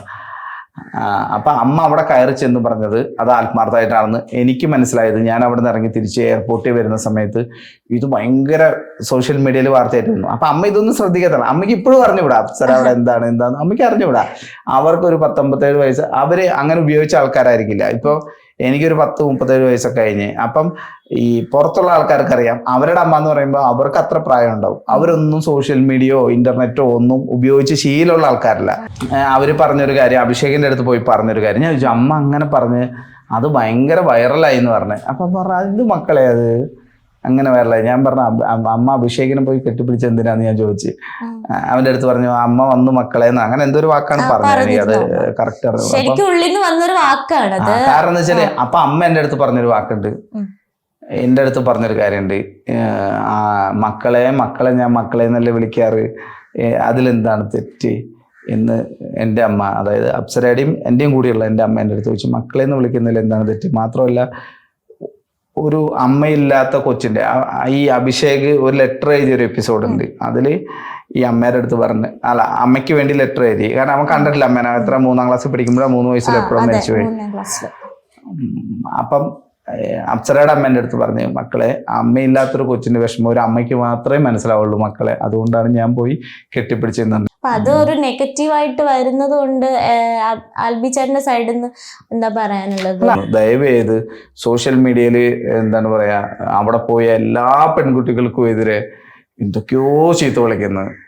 എൻ്റെ വളരെ അടുത്ത സുഹൃത്തുക്കളായിട്ടുള്ള ഒരുപാട് ആർട്ടിസ്റ്റുകളുണ്ട് ടെലിവിഷൻ മേഖലയിൽ, അവരൊക്കെ അവിടെ പോയ കുറെ ആർട്ടിസ്റ്റുകളുണ്ട്. അവരൊക്കെ എൻ്റെ അടുത്ത് വിളിച്ച് പറഞ്ഞത്, ചേട്ടൻ ഞങ്ങളൊക്കെ പറയാൻ ഉദ്ദേശിച്ച പല കാര്യങ്ങളുമാണ് ചേട്ടൻ പറയുന്നതെന്ന് പറയുന്നുണ്ട്. നമ്മൾ ഒരാളെയും വ്യക്തിഗത നടത്താനോ ഒന്നുമല്ല നമ്മൾ പോകുന്നത്. നമ്മളെന്താണ് പറയാ, ഈ ഷോ നടക്കുന്നു, ഷോ ഇനി ഒരു 10-25 ദിവസം കഴിഞ്ഞ് തീരും. അത് കഴിഞ്ഞും അവിടെ പോയ എല്ലാ പെൺകുട്ടികൾക്കും ഒരു ജീവിതമുണ്ട് എന്ന് വിശ്വസിക്കുന്ന ഒരാളാണ്. അപ്പൊ അവരെ വഴിക്ക് വിടുക, ഷോ കാണാൻ, ഷോയിൽ ഇഷ്ടമല്ലെങ്കിൽ, അവരുടെ പെർഫോമൻസ് ഇഷ്ടമല്ലെങ്കിൽ അവർക്ക് വോട്ട് ചെയ്യാതിരിക്കുക. അപ്പൊ അവർ ഔട്ടാവുമല്ലോ, അങ്ങനെ ഔട്ടാവട്ടെ, അതിലൊരു കുഴപ്പമില്ല. അല്ല, ഈ ഇടയ്ക്ക് ആൽബി ചേട്ടൻ തന്നെ ഒരു പോസ്റ്റ് ഇട്ടിട്ടുണ്ടായിരുന്നല്ലോ, അപ്സര ചേച്ചി പുറത്തായി നിൽക്കുന്ന രീതിയിലുള്ള. അല്ല, ഞാൻ പുറത്തായി എന്നല്ല പറഞ്ഞത്, ഞാൻ പറഞ്ഞത് അപ്സരയും പുറത്താകാം എന്നാണ് പറഞ്ഞത്. അപ്സര ഉടനെ പുറത്തു പോകണം, അപ്സര വിഷമാണ്, എന്തിന് അണലിയ, അങ്ങനെയൊക്കെ കുറെ വാക്കുകൾ വരുന്നു. നമ്മൾ മനസ്സിലാക്കുന്നത് അപ്സര അവിടെ എന്ത് തെറ്റാണ് ചെയ്തത് എന്ന് ചോദിക്കട്ടെ. അപ്സര അവിടെ പോയിട്ട് ആർക്കെങ്കിലും എതിരെ അനാവശ്യമായിട്ടുള്ള ഒരു വാക്ക് പറഞ്ഞിട്ടുണ്ടോ? ഇല്ല. ആകെ പറഞ്ഞ് റോക്കി ആയിട്ടൊരു വഴക്കുണ്ടായ സമയത്ത് റാസ്കൽ എന്നുള്ളൊരു വാക്ക് ഉപയോഗിച്ചാണ്. റാസ്കൽ എന്ന് പറയുന്ന വാക്കിന്റെ മലയാളത്തിലെ അർത്ഥം തെമ്മാടി എന്ന് മാത്രമാണ്. ആ ഷോക്കകത്ത് നീ ഊളയാണ്, ചെറ്റയാണ്, തെണ്ടിയാണ് എന്നൊക്കെ പറഞ്ഞ് എത്രയോ മലയാളത്തിലുള്ള അസഭ്യപദങ്ങൾ ഉപയോഗിച്ച് വേറെ എത്രയോ ആർട്ടിസ്റ്റുകളുണ്ട്. എന്നിട്ട് അപ്സര, പക്ഷെ അപ്സര ഒരിക്കലും അവിടെ അതിനകത്ത് അസഭ്യമായ ഒരു വാക്ക് ഉപയോഗിച്ചായിട്ട് ഞാൻ കണ്ടിട്ടില്ല. കാരണം അപ്സര അങ്ങനെ പറയുന്ന ഒരാളെ അല്ല. അപ്സര വളരെ കാമൻ കോയിട്ടായിട്ട് സന്തോഷത്തോട് ജീവിക്കുന്ന ഒരാളാണ്. പക്ഷെ സോഷ്യൽ മീഡിയ എനിക്ക് തോന്നുന്നു അപ്സര ചേച്ചി അങ്ങനെ പറഞ്ഞത് വീട്ടുകാരെ വിളിച്ചപ്പോഴായിരിക്കണം അല്ലേ? ആ ഒരു വാക്ക് പറഞ്ഞപ്പോഴാണ് പറയണ്ടത്, വീട്ടുകാരെ വിളിച്ചാലുണ്ടല്ലോ എന്ന് പറഞ്ഞപ്പോഴാണ് പറഞ്ഞത്. അപ്പൊ അതുവരെ പുള്ളിക്കാരി സൈലന്റ് ആയിട്ട് നിന്ന ശേഷമാണ് പറഞ്ഞത് എന്റെ വീട്ടുകാരെ വിളിക്കരുത് എന്ന് പറഞ്ഞപ്പോഴാണ് ഒരു ഇഷ്യൂസ് ഉണ്ട്. പക്ഷെ അത് കോംപ്രമൈസ് ചെയ്യുകയും ചെയ്തു. അപ്പൊ അതിന് കുറച്ച് നെഗറ്റീവ് ആദ്യം വന്നത്. അപ്പൊ എന്താ വിചാരിച്ചത് നെക്സ്റ്റ് വീക്ക്? എന്താണ് പറയാ, അപ്സരയുടെ അടുത്ത് മറ്റേ ഈ റോക്കി എന്ന് പറയുന്ന ആളുണ്ടല്ലോ, അയാളുടെ വാട്ടർ ബോട്ടിൽ 10 ലക്ഷം രൂപയ്ക്ക് വിൽക്കാൻ നടക്കാന്നാണ് പറയുന്നത്. അദ്ദേഹം പറഞ്ഞ ഒരു എന്നെ കുറിച്ച് എന്തോ പറഞ്ഞു എന്നാണ് കേട്ടത്. ഞാൻ ഇതൊന്നും അറിയുന്നില്ല. ഞാൻ അപ്പൊ ആ സമയത്ത് വേറെ ഷൂട്ടിലാണ് നിൽക്കുന്നത്. അപ്പൊ ആരോ പറഞ്ഞു, എന്നെ വിളിച്ചിട്ട് എൻ്റെ ഒരു അസിസ്റ്റന്റ് പറഞ്ഞ്, ചേട്ടനെ റോക്കി എന്തോ പറഞ്ഞേ, റോക്കീനെ അപ്സര ചേച്ചി അങ്ങനെ പറഞ്ഞെന്ന് പറഞ്ഞേ. അപ്പോഴാണ് ഞാൻ ഇതൊക്കെ ഒന്ന് ശ്രദ്ധിക്കുന്നത്. പിന്നെ നമുക്ക് ലൈവ് പോയി കഴിഞ്ഞ പിന്നെ കാണാൻ പറ്റില്ലല്ലോ. അപ്പൊ അപ്സര പറഞ്ഞതിൽ ഒരു തെറ്റും എനിക്ക് തോന്നിയില്ല. നമ്മളെ ഏറ്റവും കൂടുതൽ സ്നേഹിക്കുന്ന നമ്മുടെ ഹസ്ബൻഡിനെ കുറിച്ച്, നമ്മുടെ അച്ഛനെ കുറിച്ച്, നമ്മുടെ ഭാര്യയെ കുറിച്ച് പറഞ്ഞാൽ അത് പ്രതികരിക്കുന്നതിൽ പെൺകുട്ടികൾ പ്രതികരിക്കണം. ഇവിടുത്തെ പെൺകുട്ടികൾ പ്രതികരിക്കുന്നില്ല. പലപ്പോഴും പ്രതികരിക്കുന്ന പെൺകുട്ടികൾക്കെതിരെ സോഷ്യൽ മീഡിയ അറ്റാക്കും വരും. അപ്സരക്കെതിരെ അല്ലെങ്കിൽ മറ്റുള്ള പെൺകുട്ടികൾക്കെതിരെ സോഷ്യൽ മീഡിയയിൽ നടക്കുന്ന ആർക്കും എന്തും ചീത്ത വിളിക്കാവുന്ന ഒരാൾക്കാരാണ് പെൺകുട്ടികൾ എന്ന് വിചാരിക്കും.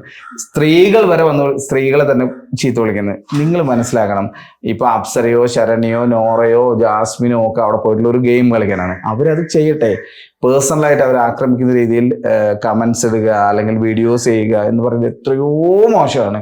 അപ്സര ചേച്ചിക്ക് കുറെ കമന്റ്സ് ഉണ്ടായിരുന്നു, എന്താ റെസ്പെക്ട് ഇല്ല, അങ്ങനെയാണ് അടുത്ത എവിക്ഷനിൽ പോകുന്നൊക്കെയുള്ള കാര്യങ്ങളിൽ. അപ്പൊ ആ കമന്റ്സ് ഒക്കെ കണ്ടപ്പോ എന്താ ആൽപ്പിച്ചേട്ടന് തോന്നിയത്? എവിക്ഷനിൽ പോകുന്ന ഒരു തോന്നലുണ്ടായിരുന്നു? അല്ല, എവിക്ഷനിൽ പോയാൽ പോട്ടെ.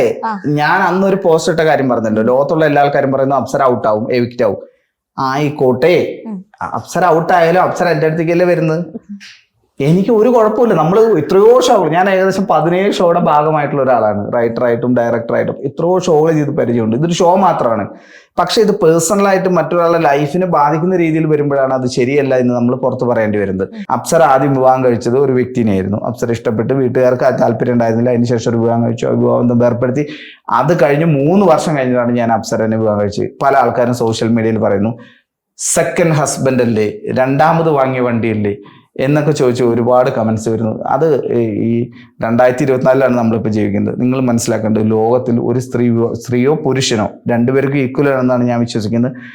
അവരൊരു വിവാഹം കഴിക്കുമോ, ആ വിവാഹബന്ധം മുന്നോട്ട് കൊണ്ടുപോകാൻ പറ്റാത്ത സിറ്റുവേഷൻ വരുന്ന സമയത്ത് ആ വിവാഹബന്ധം വേർപ്പെടുത്തുന്നതോ, അതിനുശേഷം അപ്സരയ്ക്ക് 21 വയസ്സാണ് അയാളായിരുന്നു വിവാഹബന്ധം വേർപ്പെടുത്തുമ്പോൾ. ഇനിയും അപ്സരയ്ക്ക് എത്രയോ വർഷങ്ങൾ ജീവിക്കാനുണ്ട്. അപ്പോൾ അപ്സര ആ വിവാഹബന്ധം വേർപ്പെടുത്തി 3 വർഷം കഴിഞ്ഞിട്ടാണ് ഞാൻ അപ്സരനെ വിവാഹം കഴിച്ചത്. പക്ഷെ ആ സമയത്തൊക്കെ നമ്മൾ സുഹൃത്തുക്കളായിരുന്നു. അതൊക്കെ നമ്മൾ ഒരുമിച്ച് ഒരു വർക്ക് ചെയ്യുന്ന ആൾക്കാരായിരുന്നു. ഞാൻ ഡയറക്ടറായിരിക്കുന്ന എൻ്റെ സീരിയലിലെ നായികയായിരുന്നു അപ്സര. അതിൻ്റെ ബാക്കി കാര്യങ്ങൾക്ക് ഞാൻ പറയാം. ഞാൻ പറയുന്നത്, ദയവ് ചെയ്ത് കേരളത്തിലെ സ്ത്രീകളെങ്കിലും മനസ്സിലാക്കണം. ഒരു സ്ത്രീ ഒരു വിവാഹബന്ധം വേർപ്പെടുത്തണമെങ്കിൽ അതിന് അത്രയും കാര്യങ്ങൾ ഉണ്ടാവും അല്ലേ? അല്ലാതെ അവരൊരിക്കലും സ്നേഹവും സന്തോഷവും സമാധാനവും ആ കുടുംബത്തിലുണ്ടെങ്കിൽ അവരൊരു വിവാഹബന്ധം വേർപ്പെടുത്തില്ല. ഒന്നാമത്തെ കാര്യം. രണ്ടാമത്തെ കാര്യം, അവർ വിവാഹബന്ധം വേർപ്പെടുത്തി അവരൊരു മറ്റൊരു ജീവിതത്തിലേക്ക് പോകുന്നതിൽ എന്താണ് തെറ്റ്? അപ്സര എൻ്റെ സീരിയലിൽ അഭിനയിക്കുന്ന സമയത്ത് ഇയാൾ ബെൽറ്റ് എടുത്ത് അടിച്ചിട്ട് അപ്സരയുടെ തോടപ്പൊട്ടി എൻ്റെ വീഡിയോ എടുത്ത് ഫോട്ടോ എടുത്ത് എനിക്ക് അയച്ചു തന്നു. ചേട്ടൻ നാളെ മുതൽ ഞാൻ ഷൂട്ടിന് ഉണ്ടാവില്ല എന്ന് പറഞ്ഞ സമയത്താണ് അപ്സര എടുത്ത് ഞാൻ സംസാരിക്കുന്നത്. എനിക്ക് അവരുടെ പേഴ്സണൽ കാര്യങ്ങൾ എനിക്ക് അറിഞ്ഞുകൂടായിരുന്നു. നമ്മുടെ സീരിയൽ അഭിനയിക്കാൻ വരുന്ന ഒരു ആർട്ടിസ്റ്റ് മാത്രമാണ് അയാൾ. അങ്ങനെ ചെയ്തിട്ടുള്ള എത്രയോ കാര്യങ്ങൾ അയാൾ അപ്സര അവിടെ കിടന്നുറങ്ങുന്ന സമയത്ത് മറ്റു പെൺകുട്ടികളുമായി വിളിച്ചെൻ്റെ ഓഡിയോ യൂട്യൂബിലുണ്ട്. ഇത് കേട്ട ആൾക്കാർക്ക് മാത്രമേ മനസ്സിലാവുള്ളൂ. അപ്പൊ അപ്സര തീരുമാനിച്ചു. ഞാൻ അയാളെ കുറിച്ച് പറയാനോ അയാളുടെ പേര് പറയാനോ ആഗ്രഹിക്കുന്നില്ല. അയാൾക്ക് അയാളുടെ ലൈഫ്, നമുക്ക് നമ്മുടെ ലൈഫ്, അത്രേ ഉള്ളൂ. ഞാൻ പറയുന്നത്, അയാളുമായിട്ടുള്ള ബന്ധം വേർപ്പെടുത്തി 6 വർഷം കഴിഞ്ഞു അപ്സര. ഇപ്പൊ ബിഗ് ബോസിൽ, അതായത് ഇവിടെ ഒരു പെൺകുട്ടി അവരുടെ ലൈഫുമായി ബന്ധപ്പെട്ട് സക്സസ് ആയി മുന്നോട്ട് പോകുമ്പോൾ ഇതിന്റെ പുറകിൽ വന്ന് ചീത്ത വിളിച്ചിറക്കണം അയാൾ പോയിട്ട് അയാൾ ഒരു വിവാഹം കഴിച്ച് ജീവിച്ചുകൂടെ? അയാൾക്ക് 6 വർഷമായില്ലേ? ഞാൻ അപ്സരയെ വിവാഹം കഴിക്കുന്നത് ഇന്ത്യയിലെ സ്പെഷ്യൽ മാരേജ് ആക്ട് എന്ന് പറഞ്ഞൊരു സംഭവമുണ്ട്. ഞാൻ ക്രിസ്ത്യനും അപ്സര ഹിന്ദുവാണ്. ക്രിസ്ത്യനായിട്ടുള്ള ഞാനും അപ്സരയും വിവാഹം കഴിച്ചാൽ വിവാഹം നിയമപരമായി രജിസ്റ്റർ ചെയ്യണം. ആ വിവാഹം കഴിച്ച് രജിസ്റ്റർ ഓഫീസിൽ വെച്ചിട്ടാണ് നമ്മൾ ആദ്യം വിവാഹം കഴിച്ചത്.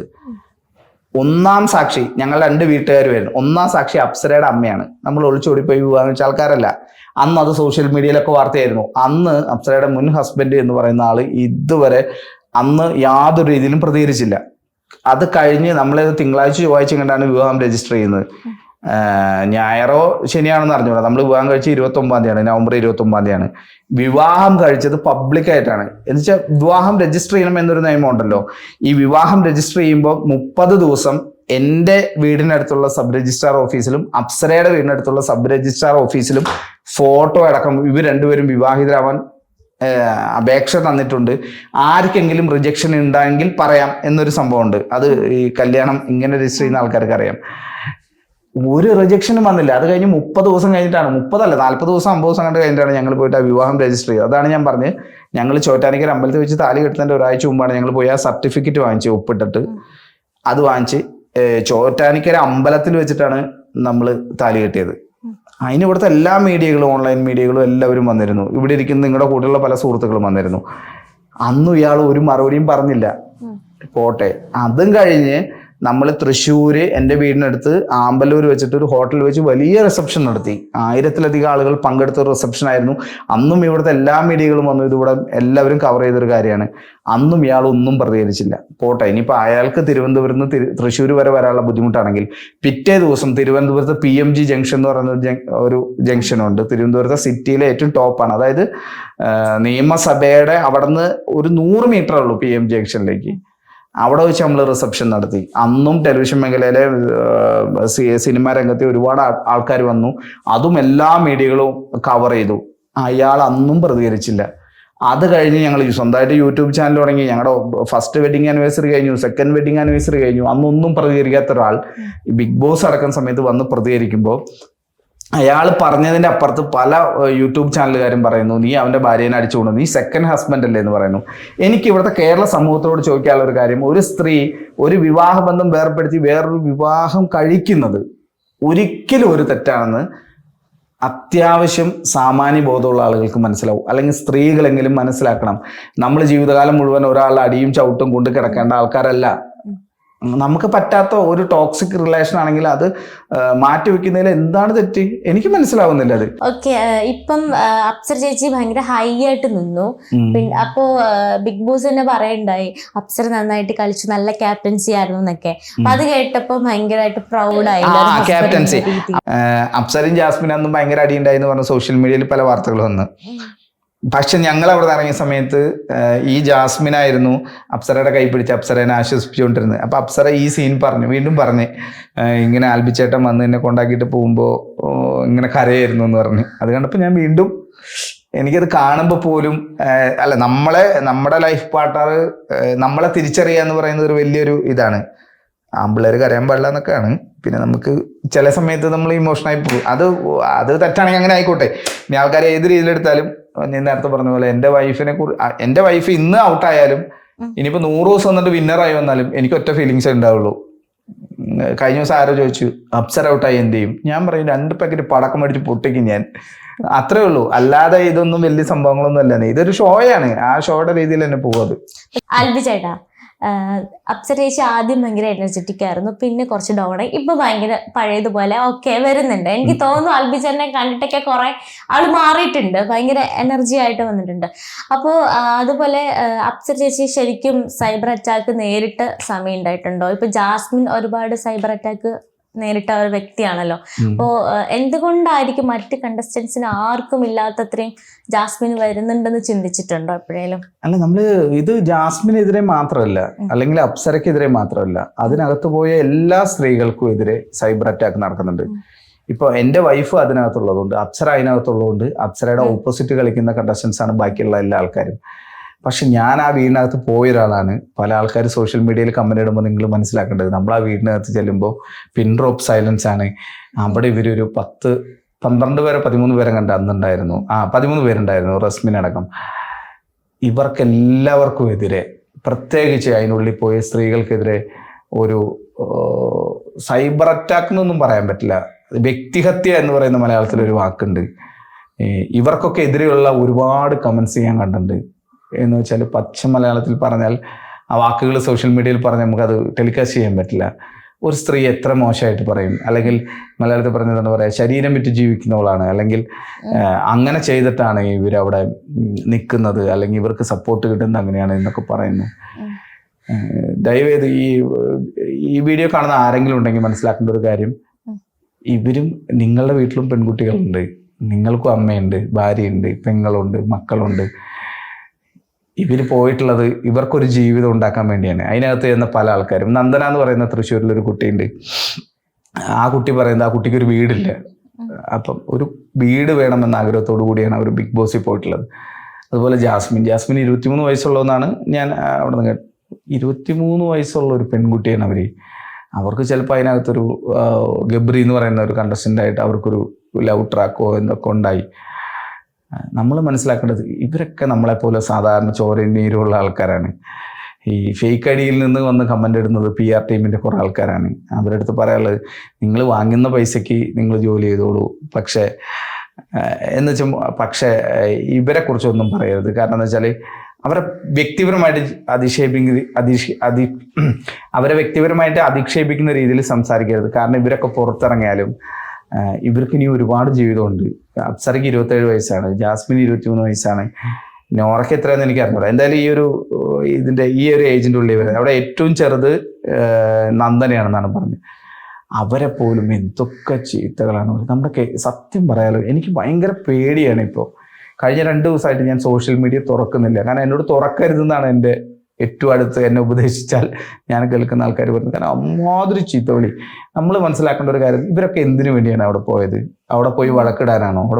അവിടെ പോയി അവർ ഗെയിം കളിക്കുന്നത്. വളരെ കുറഞ്ഞ ഫുഡാണ് അവർക്ക് അവിടെ കിട്ടുന്നത്. എന്തോ വീക്കിലി ഇത്രയൊക്കെ കിട്ടുള്ളൂ. പരിപ്പ് കറിയും ചോറൊക്കെ കഴിച്ചിട്ടാണ് ഈ കുട്ടികളൊക്കെ ജീവിക്കുന്നത്. അതുപോലെ തന്നെ അവരവിടെ പോയി നിൽക്കുന്നത് അവരുടെ ലൈഫിൽ മുന്നോട്ട് പോകണം.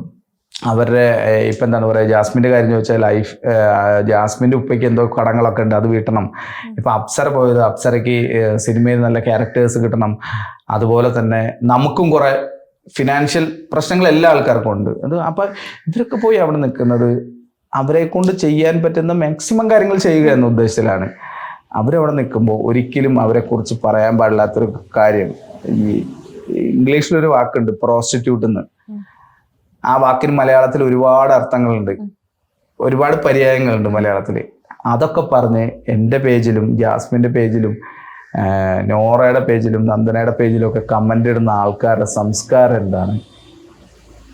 അതൊക്കെ കാണുമ്പോൾ ഞാൻ ഭയക്കാണ്. നമുക്ക് പുറത്തിറങ്ങി സ്ത്രീകൾക്ക് നടക്കാൻ പറ്റാത്തൊരു സമയത്തിൽ കൂടെയാണ് നമ്മൾ പോയിക്കൊണ്ടിരിക്കുന്നതെന്ന് തോന്നുന്നു. ജാസ്മിൻ്റെ ഉപ്പയെ ഞാൻ എയർപോർട്ടിലേക്ക് ഇറങ്ങാൻ നിൽക്കുന്ന സമയത്ത് അവിടെ വെച്ച് കണ്ടിരുന്നു. കാരണം ഞങ്ങൾ ഫാമിലി റൗണ്ടിൽ പോയ സമയത്ത് പിറ്റേ ദിവസം കണ്ടാണ് ആൾ വന്ന്. അന്ന് ഞാൻ എന്തോ ഒരു കാര്യം പറഞ്ഞ സമയത്ത് ജാസ്മിൻ്റെ ഉപ്പ, ഞാൻ ജാസ്മിൻ്റെ ഉപ്പയുടെ അടുത്ത്, എൻ്റെ അടുത്ത് എനിക്ക് അങ്ങനെ അറിഞ്ഞുകൂടായിരുന്നു അങ്ങനെ. പക്ഷെ അദ്ദേഹം എൻ്റെ അടുത്ത് വന്ന് പറഞ്ഞു, അയ്യോ എനിക്ക് നിങ്ങളെ അറിയാമെന്ന് പറഞ്ഞു. അപ്പം ഞാൻ വിചാരിച്ചു വേറെ ആരോ ആയിരിക്കാം, കാരണം ഞാനും കുറേ നാൾ ടെലിവിഷൻ അവതാരകനായിരുന്നു, അപ്പം അതുകൊണ്ടായിരിക്കാം എന്നുള്ള രീതിയിൽ ഞാൻ ഇങ്ങനെ നോക്കി. അപ്പം അദ്ദേഹം വന്ന് പറഞ്ഞപ്പോൾ എനിക്ക് ഒറ്റയടിക്ക് മനസ്സിലായി. ജാസ്മിൻ്റെ ഉപ്പ എന്ന് പറഞ്ഞപ്പോൾ ആളെക്കുറിച്ചുള്ള ഇൻ്റർവ്യൂകൾ വേറെ കണ്ടിട്ടുള്ളത് എനിക്ക് മനസ്സിലായി. അത് കഴിഞ്ഞ് ആൾ സംസാരിച്ച സമയത്ത് എൻ്റെ അടുത്ത് ചോദിച്ച്, ജാസ്മിൻ അപ്സരേനെ പ്ലേറ്റ് എടുത്ത് തലക്കടിച്ചു എന്ന രീതിയിലാണ് സോഷ്യൽ മീഡിയയിൽ വാർത്ത വരുന്നത്, ശരിക്കുള്ളതാണോ എന്ന് എൻ്റെ അടുത്ത് ചോദിച്ചു. ഞാൻ പറഞ്ഞു, ഉപ്പ ഞാൻ ഇങ്ങനെ കൈമോടിച്ചു പറഞ്ഞു, ഉപ്പ അങ്ങനെ ഒന്നും ഉണ്ടായിട്ടില്ല, ഇതൊക്കെ വെറും വാർത്തകളാണ്, ഉപ്പ അതോർത്ത് ടെൻഷൻ അടിക്കണ്ട. ഇമാതിരി നമ്മൾ യൂട്യൂബിൽ ഇതൊക്കെ നോക്കുമ്പോൾ ഈ ബിഗ് ബോസിൽ പോയ ആൾക്കാരുടെ വീട്ടുകാരും ഈ കുറേ ദിവസങ്ങളായിട്ട് ഇപ്പോൾ ഉറങ്ങിയിട്ടുണ്ടാവില്ല എന്നൊരു സത്യം എനിക്ക് മനസ്സിലായി. എൻ്റെ കണ്ണിരിക്കുമ്പോൾ എനിക്ക് മനസ്സിലാവും. അപ്പം ഞാൻ പറഞ്ഞു, ഇപ്പം അങ്ങനെയൊന്നും ഉണ്ടായിട്ടില്ല എന്ന് പറഞ്ഞു. അപ്പം ഞാൻ പറഞ്ഞു, ഈ യൂട്യൂബിൽ ഇതിലേക്ക് വാർത്തകൾ കണ്ടിട്ട് എനിക്ക് ഇന്നലെ ഉറങ്ങാൻ പറ്റിയില്ല എന്ന് ഞാൻ അദ്ദേഹത്തിനോട് പറഞ്ഞപ്പോൾ, ജാസ്മിൻ്റെ ഉപ്പയുടെ അടുത്ത് പറഞ്ഞപ്പോൾ, ജാഫർക്കയുടെ അടുത്ത് പറഞ്ഞപ്പോൾ, അദ്ദേഹം എൻ്റെ അടുത്ത് പറഞ്ഞത്, മോനെ ഞാൻ ഉറങ്ങിയിട്ട് എത്ര 67 65 അത്ര ദിവസമായി സമാധാനമായിട്ടൊന്ന് ഉറങ്ങിയിട്ട് അത്രയും ദിവസമായിരുന്നു, 67 ദിവസം. അപ്പം എനിക്ക് മനസ്സിലായി ഞാനും അത്രയും ദിവസമായി സമാധാനമായിട്ടൊന്ന് കിടന്ന് ഉറങ്ങിയിട്ട്. കാരണം നമുക്ക് അപ്സരയുടെ ഫേസ്ബുക്ക് പേജ്, ഇൻസ്റ്റാഗ്രാം പേജ്, എൻ്റെ ഇൻസ്റ്റാഗ്രാം പേജ്, ഫേസ്ബുക്ക് പേജ്, അപ്സരയുടെ ചേച്ചിയുടെ പേജ്, ഇതിലൊക്കെ വന്ന് മറ്റുള്ള ആൾക്കാരെ PR ടീമുകൾ വന്ന് ഉപയോഗിക്കുന്ന വാക്കുകൾ അതൊക്കെ വളരെ മോശമാണ്. എനിക്ക് ആ മനുഷ്യനോട് ഭയങ്കര എന്താണ് പറയുക, എനിക്ക് സത്യം പറഞ്ഞ സങ്കടം തോന്നി. സംഭവം അപ്സരയും ജാസ്മിനും ഓപ്പോസിറ്റ് കളിക്കുന്ന ആൾക്കാരൊക്കെയാണ്. പക്ഷെ ഇതൊക്കെ 100 ദിവസത്തേക്കേ ഉള്ളൂ. ഇന്നലെ അദ്ദേഹം എന്നെ വിളിച്ചിട്ടുണ്ടായിരുന്നു. ഇന്നലെ എന്നെ വിളിച്ചിട്ട് പറഞ്ഞ്, മോനെ എനിക്ക് എന്തോ മക്കളെ അങ്ങനെ എന്തോ ഒരു ഭാഷ അവർ ഇവിടെയുള്ള ആൾക്കാരല്ലേ പറഞ്ഞു, മോനെ ഇപ്പൊ കുഴപ്പമൊന്നുമില്ല, മോനെ കുഴപ്പമൊന്നുമില്ലല്ലോ എന്നെ വിളിച്ചിട്ടുണ്ടായിരുന്നു. അപ്പൊ ഞാൻ ജാസ്മിന്റെ ഫാദർ. നമ്മളെല്ലാവരും അങ്ങനെയാണെന്നേ. ഇതിനു മുമ്പ് ഇതുപോലെ ബിഗ് ബോസിൽ പോയ മറ്റുള്ള ആൾക്കാരുണ്ട്. എലീന പടിക്കല്. ഞാൻ ലാസ്റ്റ് ചെയ്ത ഷോയില് ഞാൻ ഡയറക്റ്റ് ചെയ്ത ഷോയില് എൻ്റെ ആങ്കർ ആയിരുന്നു എലീന. രാവിലെ എനിക്ക് മെസ്സേജ് അയച്ചു ചോദിച്ചു, ചേട്ടാ അഖിൽമാരിങ്ങനെ ഇതൊക്കെ പറഞ്ഞു, അത് ഫേക്ക് ആണോ ഒറിജിനൽ ആണോ എന്ന് വെച്ച് ഞാൻ എൻ്റെ കാര്യങ്ങളൊക്കെ പറഞ്ഞു. അതുപോലെ ലക്ഷ്മിപ്രിയ ഞാൻ ഏഷ്യാനെറ്റിൽ എഴുതിയ സീരിയലിൽ എൻ്റെ വൈഫായി ഞാൻ നായകനായിട്ട് അഭിനയിച്ച എൻ്റെ സീരിയലിൽ എൻ്റെ വൈഫായിട്ട് 2 വർഷം അഭിനയിച്ച ആളാണ് ലക്ഷ്മിപ്രിയ. ഏറ്റവും കൂടുതൽ ഒരുപക്ഷെ സോഷ്യൽ മീഡിയ ആക്രമണം കിട്ടിയിട്ടുള്ള ബിഗ് ബോസ് കണ്ടസ്റ്റന്റുകളിൽ ഒരാൾ ലക്ഷ്മിപ്രിയയാണ്. നമ്മൾ മനസ്സിലാക്കേണ്ടത് ഇവരൊക്കെ നമ്മളെപ്പോലെ വിശപ്പും ദാഹവും ഒക്കെയുള്ള സാധാരണ മനുഷ്യരാണ്. അപ്പോഴും ആൾക്കാർ ചോദിക്കുന്നു, അങ്ങനെയാണെങ്കിൽ ഇവർക്ക് ഇത്രയും പ്രശ്നങ്ങളുണ്ടെങ്കിൽ ഇവരെന്തിനാണ് ബിഗ് ബോസിൽ വന്നത്? ബിഗ് ബോസിൽ പോകുന്നത് അടികൂടാനോ വഴക്കൂടാനോ ഒന്നുമല്ല. ബിഗ് ബോസിൽ പോകുന്നത് ഒരു ഷോയാണ് എന്ന് മനസ്സിലാക്കിയിട്ടാണ് അവർ പോകുന്നത്. അപ്പം അവർക്ക് അവരുടെ ജീവിതത്തിൽ ആ ഷോ ഇഷ്ടമാണ്. അതായത് ആർട്ടിസ്റ്റുകളായിട്ടുള്ള ആൾക്കാർ അല്ലെങ്കിൽ പുറത്തുനിന്നുള്ള ആൾക്കാർ, ഈ പോയ ഒരാൾക്കാരും മോശക്കാരാണെന്ന് ഞാൻ ഇതുവരെ വിചാരിക്കുന്നില്ല. മാത്രമല്ല ഏഷ്യാനെറ്റ് എന്ന് പറയുന്ന വലിയൊരു സംഭവം ഈ ഷോ മുന്നോട്ട് കൊണ്ടുപോകുന്നത് 110% സക്സസ്ഫുൾ ആണ്. അവർ അത്രയും, അതായത് ഞാൻ ഒരിക്കലും എന്താണ് പറയാ, ഏഷ്യാനെറ്റിൽ ഒരാൾക്കാരും ഞാൻ വിളിക്കാറില്ല. ഞാനിപ്പോൾ ആദ്യമായിട്ടൊരു കാര്യം പറയാം. ഞാൻ ഏഷ്യാനെറ്റിന്റെ ഈ ബിഗ് ബോസിന്റെ ഫാമിലി റൗണ്ട് നടന്ന സമയത്ത് ഞാൻ അവിടെ ചെന്നു. അപ്പം ഞാനൊരു 10-15 വർഷമായിട്ട് ടെലിവിഷൻ മേഖലയിൽ വർക്ക് ചെയ്യുന്ന ആളാണ്. അപ്പോൾ അവിടെയുള്ള കുറേ ആൾക്കാർക്ക് എന്നെ അറിയാവുന്ന ആൾക്കാരുണ്ടാവും. അവിടെ പണ്ട് എൻ്റെ കൂടെ ഉണ്ടായിരുന്ന അസിസ്റ്റൻ്റ് ആയിട്ടുള്ള ഒരു പെൺകുട്ടി ഓടി വന്നിട്ട് എൻ്റെ പുറത്തടിച്ചിട്ട് ഒടിച്ചു, ചേട്ടാ എന്നെ മനസ്സിലായോ എന്ന് വെച്ച്. അപ്പം ഞാൻ നോക്കുകയാണ് അവളെ. പെട്ടെന്ന് എനിക്ക് ഓർമ്മ കിട്ടി, പേര് മറന്നുപോയി.